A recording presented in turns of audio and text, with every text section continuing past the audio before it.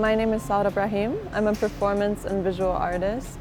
I grew up from a young age training as a professional dancer in all styles. So now in my artistic practice, my work is really about all the experiences of the body, from physical, emotional, biological, and always rooted in these type of research practices. My first Biennale experience has been really interesting.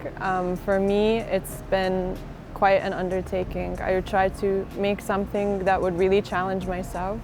So for me, this work is a testament to all of the people and the team I got to have with me, and to express this idea I've had for my practice for a long time.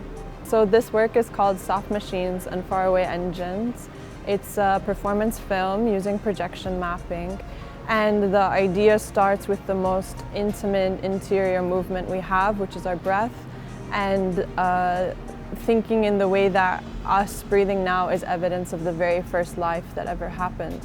And growing from there, tracking the movement all the way through the body. So the first section is about breath inside and then breath around the body. Then the next section is how movement and breath breaks away and out of the body. And then the last is looking at movement as when movement comes completely out of the body and becomes transformative, and when we're in the public space and there's like a shared territory between us. So this is the idea for the work.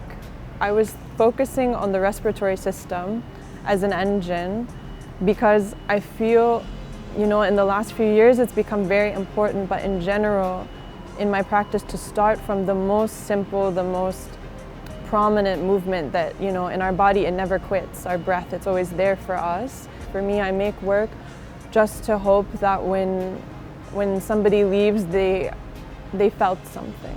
I think to listen to yourself and follow your intuition, even if it's something very small. If you notice that it's special, probably other people will too.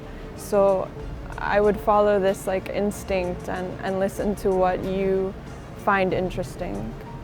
So many wonderful artists have contributed to this exhibition, so I hope you'll come check out what we've been working on.